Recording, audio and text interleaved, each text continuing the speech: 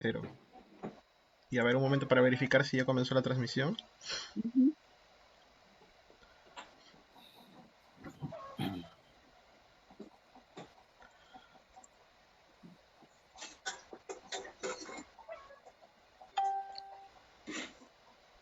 Sí. Ujú.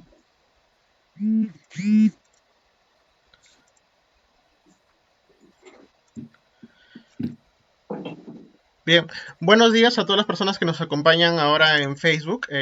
Como estaba programado en nuestro, bueno, en nuestro calendario académico que hemos hecho respecto a la saga de entrevistas a especialistas, en esta ocasión tenemos programada la entrevista al profesor Luis Alfaro Valverde. En esta ocasión la entrevista se titula El derecho al contradictorio en la tutela cautelar, que las preguntas van a estar a cargo de Andreita, que es la nueva presidenta a cargo del Círculo de Investigación Jurídico Civil.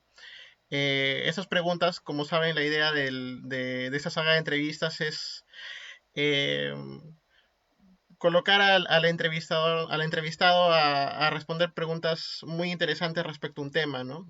No siempre son preguntas básicas, buscamos de alguna manera buscar una opinión muy formada en nuestros entrevistados. En este caso, Andreita se ha preparado bastante y en este caso queremos agradecer también al propio doctor Luis Alfaro también por unirse a ese tipo de eventos académicos. Sin más que añadir, damos pase a Andreita, al profesor Luis Alfaro también para que pueda dirigirse a su público. ¿Listo? ¿Quién empieza? ¿El doctor o yo empiezo con la parte medio introductoria? Comienza tú, Andreita. Sí, Ok, puedes preguntar. perfecto. Listo. Muy buenos días a todos los que se encuentran conectados el día de hoy. Mi nombre es Andrea Gamarra y tal y como lo mencionó Diego Pesantes, pues el día de hoy tenemos el honor de entrevistar al doctor Luis Alfaro. Y el tema es las medidas cautelares y el contradictorio en el proceso civil, precisamente viendo las medidas cautelares desde un enfoque de si se debe ejercer o no el derecho al contradictorio y de qué manera. Bien, doctor Luis Alfaro, ¿qué tal? ¿Cómo está? Muy buenos días. ¿Algunas palabras antes de comenzar con la entrevista? Buenos días a todos los que nos están escuchando. Quiero eh, comenzar agradeciendo por la invitación a Diego, a Andrea y en general a todo el círculo de investigación que ustedes coordinan, presiden, y quiero felicitar por este trabajo que vienen haciendo. Y me parece interesante esta idea de poder dialogar acerca de algunos temas que pueden resultar ser en parte controvertidos, pero que al menos podamos repensar y reflexionar algunas instituciones que muchas veces se dan por sentadas. Y en esta ocasión, para hablar de un tema que creo que todavía no termina siendo, creo que comprendida adecuadamente, al menos desde mi posición, y ofreceré argumentos para intentar sustentar lo que planteamos, no solo yo, sino algunos teóricos más en sede nacional y en el derecho comparado en torno al tema del contradictorio y la tutela cautelar. Gracias por la invitación. Gracias a usted, doctor, por estar aquí presente el día de hoy.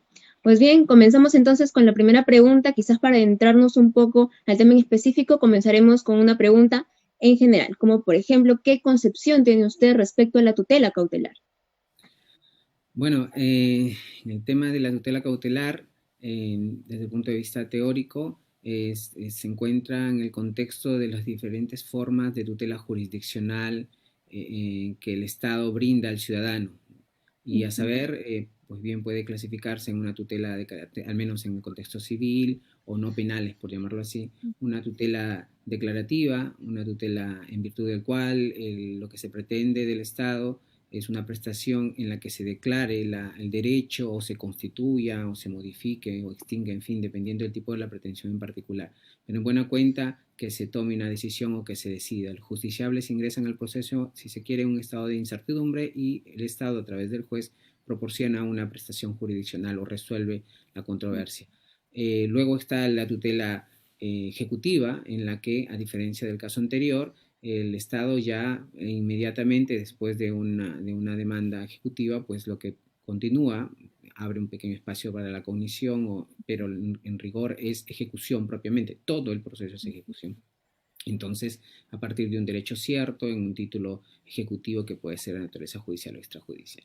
La tercera forma de tutela jurisdiccional, ¿sí? Y si se quiere, de proceso o procedimiento, de esto se puede discutir, es la cautelar. Y a diferencia de los dos casos anteriores, el sentido básico, entre otras nociones, es que se trata de un tipo de tutela asegurativa. Esto significa que busca asegurar la efectividad de las decisiones que se puedan tomar en los dos procesos anteriores, ¿no?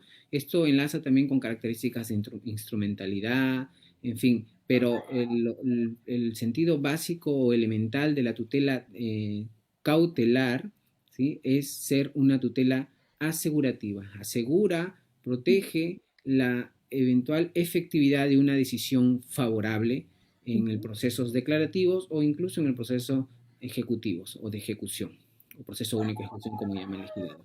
Entonces, esa es la noción que yo entiendo, y además que es ciertamente es unánime en la doctrina desde la obra preliminar de los estudios de materia cautelar de Piero Calamandrei, que es una introducción al estudio sistemático de las medidas cautelares.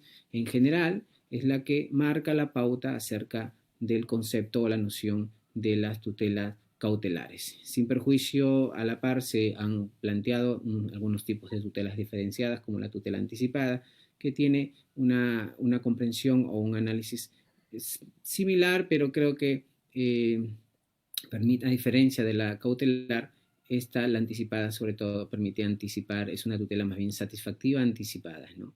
Entonces, en conclusión, frente a esta pregunta, uno podría decir que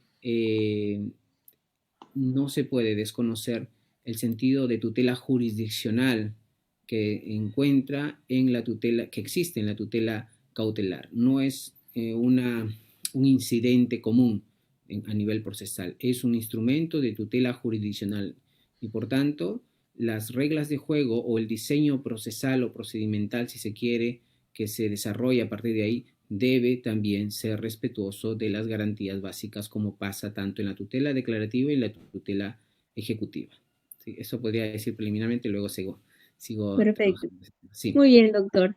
Ahora, con relación a la segunda pregunta, ya adentrándonos un poco más al tema en concreto, respecto al contradictorio, ¿qué concepción tiene usted respecto a este derecho o principio? ¿Qué nos puede decir al respecto? Muy bien. Bueno, yo le catalogaría aquí ahora como un derecho fundamental procesal. En la literatura procesal uno encuentra en los manuales, en los textos básicos de introducción o de teoría del proceso, uno lo encuentra identificado como un principio jurídico procesal, o como diría el profesor Andrés del Oliva Santos, un principio jurídico natural. Es decir, es el principio básico del proceso, que de hecho no pueden ser muchos en realidad, ¿no? Aquí asume una posición bastante restrictiva de lo que puede entenderse por principios, y en rigor solo un puñado de estos pueden ser catalogados como tal, no todos pueden ser principios, ¿no? Igual es muy clásico la frase de Andrés del Oliva también en este punto que le traigo a colación, que decía pues él que no todos pueden ser principios, ¿no? Porque cuando todo es catalogado como tal, pues pasan diversas situaciones de equiparar algunas formas, técnicas, poderes, etcétera, que también conviven en el proceso, pero que no tienen esta categoría de principio, más allá de que desde un punto de vista de la teoría del derecho también pueden ofrecerse razones para distinguir uno que otro. Pero si se quiere darle mayor relevancia a este principio, es un lugar común en la doctrina y en la jurisprudencia constitucional, que se le cataloga como un derecho fundamental de naturaleza procesal. Por tanto, esto significa de que no hay zonas exentas de respeto al contradictorio, ¿de acuerdo? Entonces hay como dicen los constitucionalistas, una eficacia vertical del derecho fundamental de naturaleza procesal, que significa que el legislador, el teórico, los jueces, en fin, todo operador del derecho tiene que considerar tanto en las reformas legales, en los diseños procesales, etc. Piero Calamandrei ciertamente decía también que el contradictorio para el proceso supone un elemento dialéctico para el mismo, ¿sí? Es decir, si es posible identificar el método dialéctico, al menos en términos generales, como el proceso significaría que el contradictorio incide en el proceso para plantearla o dibujarla como una tesis que es la presentada por el demandante, antitesis por el demandado y la síntesis por el juez a través de su decisión. Entonces, como ven, es un elemento importante. Ahora, en cuanto a su concepción, si otra vez uno revisa cómo ha ido evolucionando este concepto, la mayoría de sistemas procesales contemporáneos asumen un concepto fuerte del contradictorio. ¿De acuerdo? Aquí podría decirse que hay al menos dos conceptos. Esto es como un esfuerzo de síntesis para identificar dos concepciones del contradictorio. Uno, en la que es una concepción débil, como diría el profesor Nicola Picardi, en la que el contradictorio simple y llanamente está centrado, entre otras cosas, como manifestación en el acto de notificación, es decir, una especie de información y reacción nada más, ¿no? En la que el principal papel lo tienen las partes y no se involucra el juez. En fin, en cuanto al contradictorio en sentido fuerte, que considero que es el asumido por los sistemas procesales contemporáneos, que supone un compromiso del juez, un compromiso de conducir el contradictorio, un compromiso de dirigir el debate. Es decir, no solamente se ciñe a lo que puedan hacer las partes, sino que el juez se encuentra comprometido. Esta extensión del contradictorio en cuanto a quién es el responsable de dirigirla o promoverla, básicamente se encuentra previsto en el Código Procesal Civil francés, en donde se incorpora un artículo expreso del contradictorio y se compromete o se extiende la responsabilidad del juez de dirigirla en toda decisión judicial. Y otra cuestión más que se le agrega a este concepto fuerte del contradictorio es que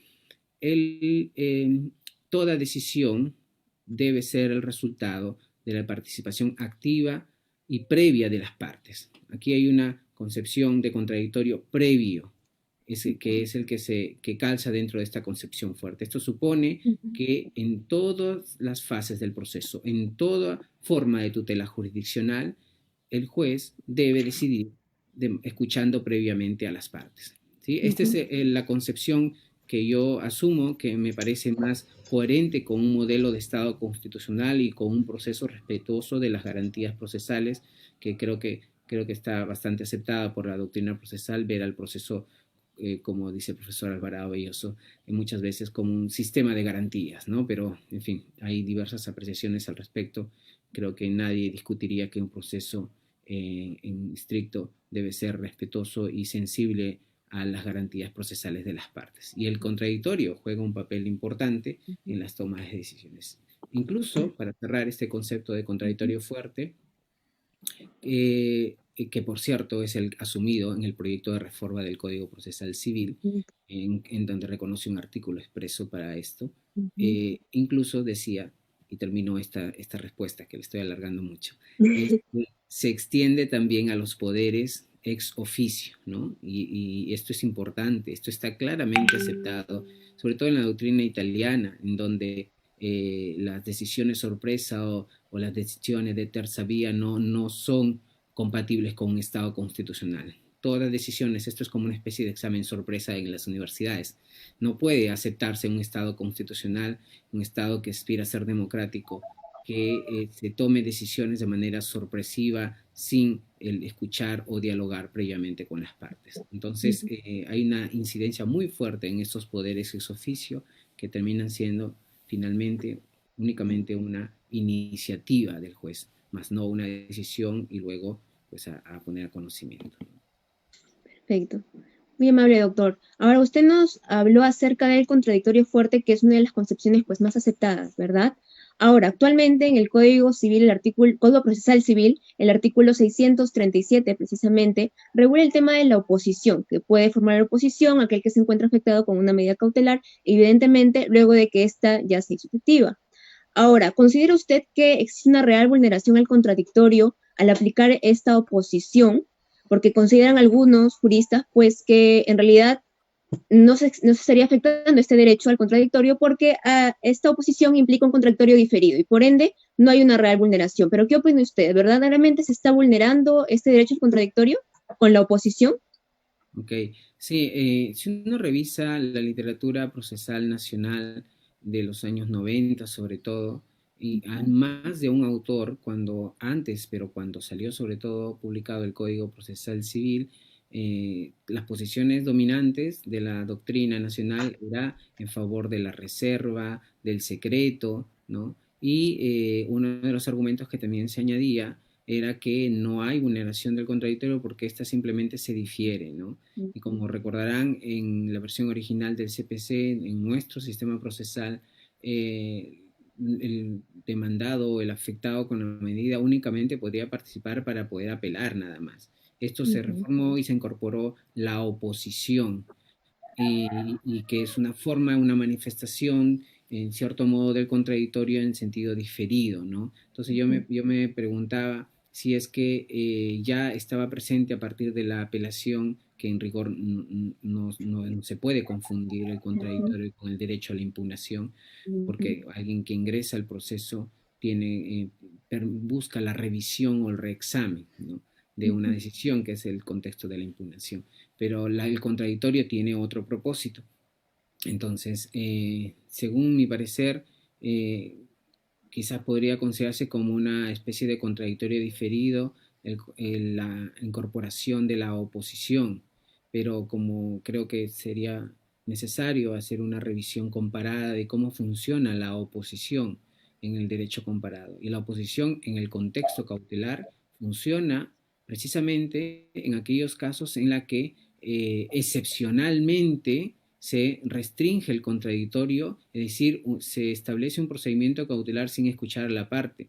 En la ley de enjuiciamiento civil, por ejemplo, que es un referente para nuestro sistema procesal, la oposición funciona cuando no se escucha a la parte. La regla es que se escuche a la parte, a la contraparte, perdón, o a ambas partes en realidad, para decidir, y excepcionalmente cuando hay elementos pues que permitan o de urgencia, o que la efectividad de la decisión cautelar podría ser infructuosa, en fin, en estos casos sí se permite la oposición. Entonces, concluyendo esta respuesta, la oposición no funciona como un sistema de contradicción cuando no se escucha la parte, que es la única regla que tenemos, ¿no?, que en nuestro caso no hay excepción. Todas las decisiones cautelares se establecen sin escuchar a la contraparte. Entonces, si podríamos decir que la oposición es un contradictorio diferido, yo diría que sí, pero no sé si es suficiente, no sé si es el más pertinente o idóneo en un contexto de un Estado constitucional, que hay una forma de tutela jurisdiccional, que es la tutela cautelar, que se trabaja sin escuchar a las contrapartes. Entonces, a mí me parece que es algo que ayuda mucho, sí, pero creo que no es suficiente, que deberíamos pensar en un procedimiento distinto que no se agota solamente con la figura de la oposición. Igual, dentro del contexto de la oposición, en el diseño procesal que se ha planteado, hay muchas zonas oscuras ahí que el legislador no ha sabido responder. Es un gran avance, insisto, pero que creo que podría mejorarse y ser más coherente con los modelos comparados que diseñan un procedimiento cautelar como regla general, escuchando la parte, y como excepción, sin escuchar la parte, en la que se inserta ahí precisamente la oposición. En nuestro caso no tenemos oportunidad de ser escuchado a la contraparte antes de tomar una decisión cautelar, sino con la ejecución incluso. Bien, doctor. Entonces, bajo la perspectiva que usted nos mencionó en la respuesta a la pregunta anterior, ¿cree usted que si se llega a ejercer el contradictorio antes de que el juez adopte una decisión estimando o desestimando la solicitud cautelar, existiría una colisión entre el derecho a la efectividad de la resolución judicial final, esto es, a la efectividad de la tutela jurisdiccional, y el derecho de defensa? ¿Habría una colisión entre ambos derechos? En la propuesta que planteamos, que recalco, ha sido asumida por el proyecto de reforma del Código Procesal Civil y que se encuentra presente en más de un modelo comparado. Invitaría a revisar el mismo Código de Procedimiento Civil italiano, o la Ordenanza Procesal Civil alemana, entre otros, la misma Ley de Enjuiciamiento Civil, que son sensibles al respeto al contradictorio, es decir, entienden de que las medidas cautelares, su función es asegurar la efectividad, ¿no?, y por problemas de riesgo, del peligro en la demora, etcétera. Está claro que esto es una situación que debe ser cautelada o asegurada, y es también importante que el legislador esté atento al propósito de las medidas cautelares.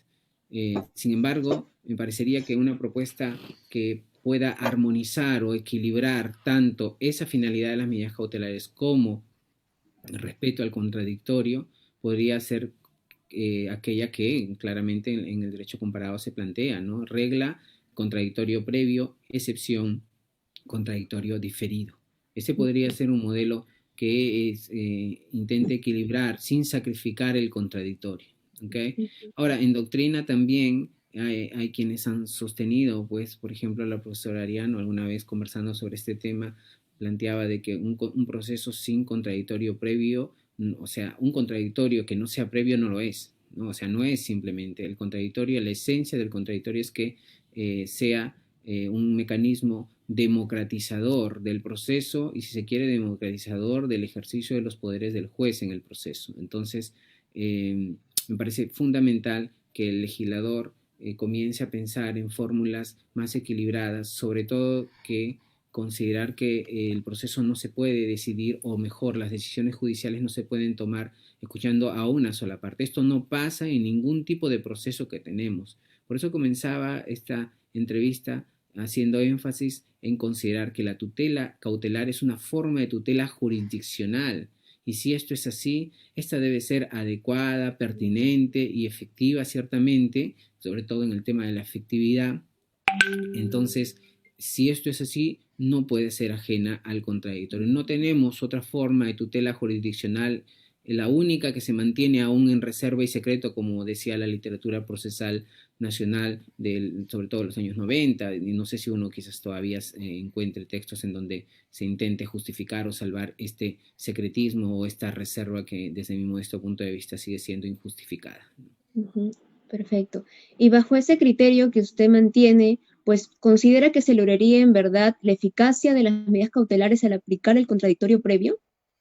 Sí, definitivamente. Yo creo que no se debe tener miedo o temor al respeto a las garantías procesales. Más aún, si pongo como ejemplo, en el caso del proceso penal, en el nuevo Código Procesal Penal, recuerdan ustedes, y todos nos damos cuenta en su momento cuando se publicitaban las audiencias, las mismas detenciones preventivas y las detenciones preliminares que se establecen, que son en rigor medidas cautelares, ¿sí?, personales, ¿cierto? Pero medidas cautelares en buena cuenta se establecen o se deciden en audiencia todavía, en audiencia pública, y escuchando a la contraparte, escuchando a la parte, a la investigada, a la parte procesada. Entonces, si en este espacio en donde se discute, si se quiere, algo más valioso, como es la libertad personal, se es cauteloso de escuchar a la contraparte, pese a que incluso también en ese contexto puede haber riesgo de fuga, que incluso ni siquiera puede estar presente en la audiencia, solo su abogado, en fin, siempre el legislador procesal penal entiende de que debe ser escuchado a la contraparte. Cuanto más en un proceso en donde se discute derechos, bienes, en fin, que creo que podría ser cauteloso del contradictorio. Ahora, si uno hace un barrido por otros textos procesales nacionales, uno puede encontrar que esto no es una formulación extraña tampoco en sede nacional. Lo encontramos en el arbitraje, que todas las medidas cautelares se escuchan a las contrapartes o a las partes en general. Luego también en el mismo proceso constitucional, en amparo contra las resoluciones de los gobiernos regionales. En fin, también se escucha a la contraparte, lo mismo que en el proceso contencioso administrativo sobre las decisiones tributarias también. En fin, no es una formulación o un diseño del contradictorio extraño en nuestro sistema. El único lugar que todavía se mantiene, digamos, no hay una respuesta del legislador frente a este estado de cosas que ya parece tan generalizado, es en el proceso civil, ¿no? Y las otras normas procesales que sirven supletoriamente, o a las que le sirve supletoriamente el Código Procesal Civil. Bien, bien, doctor. Ahora, ¿qué criterios entonces cree usted que deberían tomarse en cuenta para aplicar precisamente el contradictorio desde que se apertura el procedimiento cautelar? Y si es que esto debería aplicarse como una regla o más bien como una excepción. Ok, miren, yo sigo considerando, igual se puede hacer algunos matices, ¿no? Hace un tiempo estaba dirigiendo una tesis de maestría en donde mi asesorado formulaba y que me parece también una idea muy interesante, en que los procedimientos cautelares, el procedimiento de tutela cautelar debe estar o debe ser adecuado en relación de la posible afectación que pueda generar el tipo específico de medida cautelar. Así, por ejemplo, dependiendo del tipo de medida, se puede diseñar un contradictorio diferido o previo. Si estamos, por ejemplo, una anotación de la demanda podría resistir un contradictorio previo sin ningún problema. Un contradictorio diferido, de repente para las medidas de embargo en forma de retención, etcétera, ¿no? Me parece muy interesante esta propuesta. De hecho, en el procedimiento, en el Código Procesal Civil italiano, en la versión original, más o menos esa era la idea, ¿no? Establecer procedimientos de acuerdo al tipo específico de medida cautelar y en particular sobre la posible afectación de los derechos o bienes que pueda generar o el mayor impacto o grado que pueda generar el tipo de medida cautelar específica. Pero desde mi posición, que creo que esa idea o esa propuesta me parece también muy interesante, pero sigo considerando de que podría generar algunos problemas al determinar qué tipo de medida cautelar puede ser más gravosa o no para el afectado, ¿no? Sigo pensando, todavía mantengo esta posición, aunque veo con buenos ojos la que he mencionado, por cierto, con algunas reservas, pero la fórmula general, ¿no?, que ha adoptado el legislador y se ve también de manifiesto en el proyecto de reforma del Código Procesal Civil, creo que es la regla, ¿sí?, general, es el contradictorio previo, en virtud del cual el juez, como cualquier resolución, previamente a decidir, pone conocimiento a las partes la solicitud cautelar dentro de un determinado plazo para su pronunciamiento. Con su pronunciamiento o no se decide. Ahora, lo ideal, desde mi punto de vista, ¿sí?, esto quizás no podría ser muy aceptado, pero a mi parecer, y sobre todo en el contexto que tenemos ahora, sería una audiencia especial, así como hay las audiencias de prisión preventiva, etcétera, también en el proceso civil. Creo que la audiencia es el espacio ideal en donde se puede discutir mejor y se puede alegar y contraargumentar mejor para que el juez pueda tomar una decisión de manera correcta, con toda la información. Claro, siempre que los abogados hagan bien su trabajo, por cierto, si no esto se convierte en una pérdida de tiempo y en un rito más.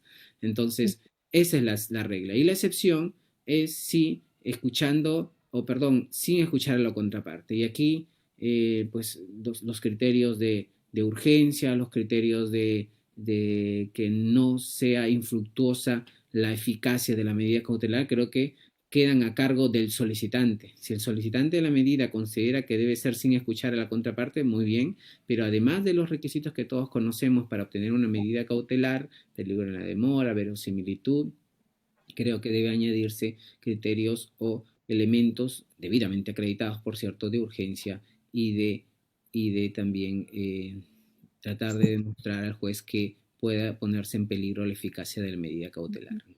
Okay. Bien, doctor, tal cual lo ha mencionado usted, pues en el proyecto de reforma del Código Procesal Civil existe, ¿no?, la aplicación del contradictorio previo como regla, y la excepción es pues la inaplicación del mismo. Y precisamente para esta excepción es que se estiman ciertas razones de urgencia o que pondrían en riesgo la eficacia de la medida provisional. Y en este caso, pues, ¿qué criterios cree usted que se debería considerar para evaluar estas razones de urgencia o de riesgo en la eficacia de la medida?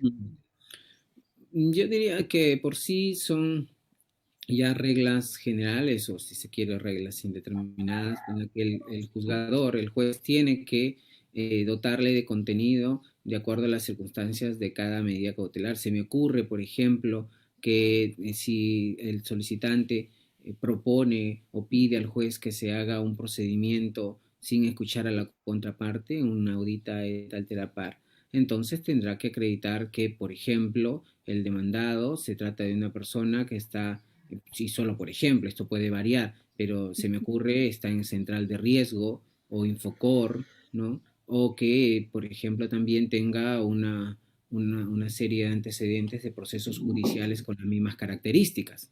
Todo esto podría ser se puede extraer una inferencia de una posibilidad, de un riesgo que en el caso concreto también suceda lo mismo. Entonces, frente a estas situaciones, creo que siempre que se acredite está claramente demostrado que podría existir un riesgo fuerte de transferencia de bienes o de que no se pueda ser efectivo esa medida cautelar y por tanto no tendría sentido las medidas, ¿no? Se caerían en su propósito, como dice la literatura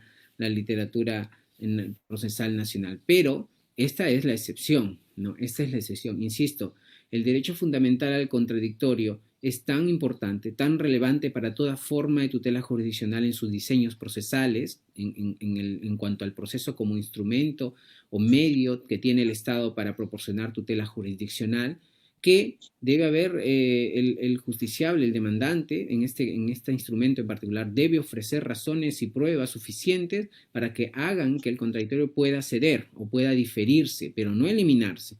Es tan valioso el contradictorio que el Estado, a través de las legislaciones procesales, exigen que si es que éste se difiere, si es que éste se relaja, entonces el solicitante debe ofrecer mayores elementos para que esto sea así. No en todos los casos, por tanto, debe diferirse el contradictorio. Insisto, como les menciono, puede ser tratar de acreditar que la contraparte sea un sujeto que, digamos, tenga antecedentes de no cumplir las decisiones judiciales, no sé si procesos penales también que puedan estar vinculados con el cumplimiento de acreencias, estar en central de riesgo, en fin, quedaría al solicitante de la medida, buscar los elementos de prueba que acrediten criterios de urgencia y que definitivamente pongan en peligro la eficacia de las medidas cautelares. Excelente, doctor. Y ya, pues a modo de conclusión, tenemos la última pregunta. ¿Cuál sería para usted entonces la fórmula ideal, entre comillas, para lograr un equilibrio precisamente entre la aplicación del contradictorio, en este caso un contradictorio previo, y la efectividad de la medida cautelar? Muy bien. Conviene precisar que no hay una fórmula perfecta, en realidad. No hay una fórmula perfecta, pero creo que sí hay propuestas que pueden intentar ser armónicas con otros derechos fundamentales, ¿no? Y las que se han planteado en esta entrevista creo que están muy claras. Por un lado, la efectividad de las medidas cautelares, ¿no? O el cumplimiento de su función asegurativa de las medidas cautelares, y el respeto al contradictorio que debe estar presente en toda forma de tutela jurisdiccional, y la tutela cautelar es una forma de tutela jurisdiccional, incluso en sede nacional, pero en el derecho comparado se propuso una especie de derecho a la tutela cautelar incluso, ¿no? El profesor Priori habla sobre esto en sede nacional y en el derecho comparado, el mismo García Enterría en su obra Batallas para las medidas cautelares también propone una idea semejante también a partir del caso Factor Time, pero lo cierto es que estos modelos que se propone en la doctrina y que han sido aceptadas y recepcionadas normativamente en la mayoría de leyes procesales en Europa de derecho continental, pero también en Latinoamérica, en el caso del Código Procesal Civil brasileño también, no, digamos que no son de todo perfectas, ¿no? Establecer una regla general, contradictorio previo y excepción, contradictorio diferido con las exigencias que hemos comentado, no es del todo también infalible. Ese sería el modelo, el que mejor podemos proponer, porque compatibiliza y armoniza las dos funciones que pueda tener: el respeto al contradictorio, que es la esencia básica de toda forma de tutela jurisdiccional y todo proceso, y el aseguramiento que propone las medidas cautelares. Y digo esto, para cerrar, porque pese a que se pueda establecer este procedimiento, este diseño legal, también se corre el riesgo, como la experiencia judicial ha demostrado, de que las partes puedan siempre y en todos los casos solicitar sin escuchar a la contraparte. Muy acostumbrado a esto, a la fórmula que tenemos, nosotros en ningún caso se puede escuchar a la contraparte antes de decidir la medida cautelar. Es la solicitud y resolución cautelar. Con la ejecución o incluso la fórmula legal última que tenemos es que puede incluso enterarse antes. Pero la cuestión es que quiero enfatizar es que puede suceder también que los abogados, estableciendo este procedimiento, la excepción puedan convertirlo en la regla, ¿sí? Esto suele pasar, ¿no? Es como mediante sentencia, excepcionalmente el juez se pronuncia por la relación jurídica procesal y es una excepción, Y muchas veces vemos en la práctica judicial que esto se convierte en una regla. Hay más sentencias improcedentes que las de mérito. Entonces, y así, cuando excepcionalmente a otra fórmula el juez puede reservar su decisión para unos determinados días, esto muchas veces se convierte otra vez en la regla. Entonces, se puede, conocedores y advertidos de esta práctica judicial, que no solamente los abogados, pero algunos jueces también, entonces podemos incurrir también en este problema, ¿no? Insisto, aún a pesar de que se pueda dar esta situación en donde las partes prefieran, los abogados de las partes prefieran ir por el procedimiento excepcional, creo que el juez debe desempeñar un papel importante. La tutela cautelar es una tutela que afecta los derechos de la contraparte y de manera anticipada, afecta los derechos, ¿no? Alguien podría decir, sí, pero la anotación de la demanda no significa nada, en realidad sí se puede transferir los bienes. Hay una afectación de los derechos y adelantadamente, porque la única forma justificable es mediante la sentencia, mediante una decisión ya favorable. Entonces, si es que aceptamos que mediante el instrumento cautelar se pueda afectar los derechos de la contraparte, es injustificable que no se escuche a la contraparte. Y si no se escucha a la contraparte, debe haber razones fuertes para que así lo sea. Entonces, aquí hago la precisión. Si es que en algún momento normativamente se recepciona esta propuesta que tiene referencias comparativas, debemos estar atentos a que la práctica judicial, sobre todo los abogados, algunos, puedan preferir la vía excepcional siempre que acrediten realmente esto, si no, básicamente un rediseño del procedimiento cautelar acabaría siendo el mismo estado de cosas que tenemos, ¿no? Y no queremos que esto continúe, a menos desde mi posición como académico, y me parece que podríamos pensar en modelos más equilibrados. Muy amable, doctor. De verdad que ha quedado, creo yo, muy claro el enfoque que usted está dando el día de hoy y quizás un poco diferente al actualmente regulado, pero de verdad que yo creo que con fundamentos sólidos ha logrado mantener su postura. Le agradecemos nuevamente a nombre del Círculo de Investigación Jurídico Civil el estar el día de hoy con nosotros, pues acompañándonos en esta entrevista y esperamos tenerlo en una próxima oportunidad para hablar de diversos temas. Gracias, doctor. Muchas gracias. Yo creo que debe continuarse el diálogo, el debate sobre este tema. El proyecto de reforma todavía no ha alcanzado aceptación legal, todavía no se ha aprobado por las circunstancias que tenemos, pero creo que mientras esto perdure, se seguirán afectando los derechos de la contraparte a obtener una resolución cautelar pues de manera secreta y reservada, ¿no? Un Estado constitucional esto no puede aceptarse, ¿no? Una tutela jurisdiccional secreta, creo que por diferentes razones que hemos comentado y otras que quizás se puedan añadir, no puede ser aceptado, ¿no? Al menos no en este tiempo, ¿no? Y muchas gracias por la invitación. Igual hay un artículo por ahí que escribimos sobre esto, de repente puede ser de interés para quienes nos están escuchando para generar esta conciencia. Insisto, no es una propuesta que esté libre de críticas o de repente de objeciones completamente válidas en la academia, pues para eso estamos justo en este espacio para proponer ideas y para debatirlas, pero que creo que hay razones muy fuertes para comenzar a repensar el modelo cautelar peruano en cuanto al respeto al contradictorio. Muchas gracias. Listo, gracias, doctor. Muchas gracias, profesor Alfaro, por haber acudido a esa entrevista. Justamente lo que el profesor Alfaro decía era muy interesante, ¿no? Que uno puede formar una opinión, pero no necesariamente es la uniforme, ¿no? Y un poco es digamos, palabra interna que le dedicamos a estas entrevistas que le llamamos, entre comillas, entrevistas valientes, porque el entrevistado ya digamos, con la calidad que tiene y digamos el recorrido que tiene en el mundo académico ya puede formar una opinión que catalogamos de valiente en el sentido de que a veces hay opiniones un poco complicadas a veces de expresar, ¿no? porque el tema es difícil, porque pueden haber distintos temas. Entonces, muchas gracias, profesor Alfaro, por acompañarnos el día de hoy y de nuevo repetir a la audiencia que nos está acompañando que nos sigan con estas entrevistas en las siguientes semanas.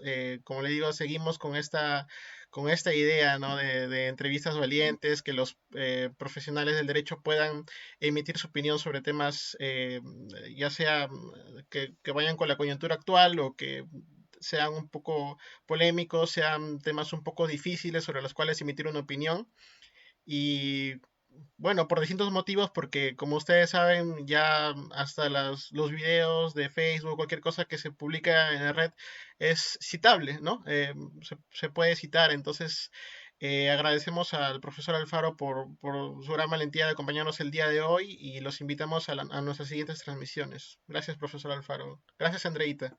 Yes. Gracias a ti, Dieguito. Hasta luego. Listo. Gracias. Adiós.